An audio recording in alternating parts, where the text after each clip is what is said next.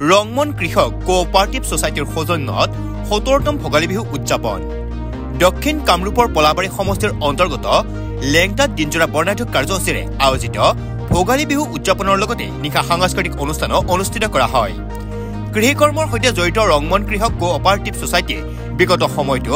বহু ধৰণৰ কৃষি কাৰ্যৰ লগত জড়িত অনুষ্ঠান অনুষ্ঠিত কৰি আহিছে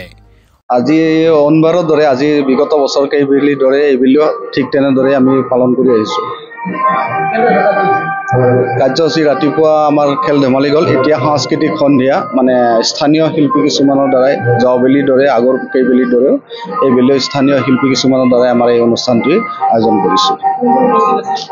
এতিয়া আমাৰ ইয়াত উপস্থিত আছিল আমাৰ সত্ৰাধিকাৰ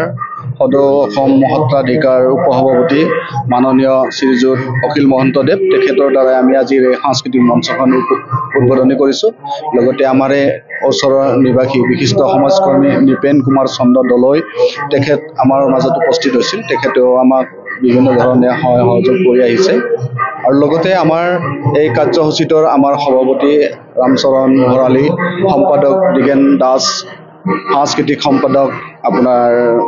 সৰ্বানন্দ পাঠক আৰু খেল সম্পাদক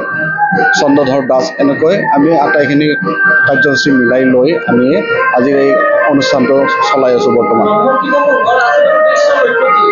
উদ্দেশ্য লক্ষ্য আমি আগতে কোৱাৰ দৰে আমি একলগ হ'ব লাগে মানুহ একলগ হৈ আমি কাম কৰাৰ এটা উদ্দেশ্য আৰু আমাৰ আজি আমি বিভিন্ন জনগোষ্ঠীক দেখিছো তেওঁলোকে বহুতখিনি মানুহ একলগ হৈ তেওঁলোকে একলগে কাম কৰে বিভিন্ন ধৰণৰ কাম খেতিৰ হওক বা বেলেগ কিবা কামেই হওক আমিও ঠিক তেনেদৰে খেতিৰ কামখিনিয়ে একেলগে হৈ কৰাৰ এটা প্ৰয়াস কৰিছো আমাৰ কোনো সদস্যৰ নিজৰ ঘৰৰ কাম বা অফিচৰ কাম বা ব্যক্তিগত কোম্পানীৰ কাম তেওঁলোকৰ কোনো ক্ষতি নোহোৱাকৈ আমি যিখিনি ফ্ৰী টাইম আছে সেইখিনি ফ্ৰী টাইম লৈ আমি কাম কৰি আহি আছো আমি আচলতে আমাৰ এই অঞ্চলত প্ৰায় শালি ধান খেতিৰে আছে ব্যৱস্থা মাকৈ খেতি আমি যাওবেলি কৰিছিলো এইবাৰ কৰা নাই পলাবাৰীৰ পৰা Jitumoni Sarma report news any 365 Stay informed, stay ahead. News Any 365.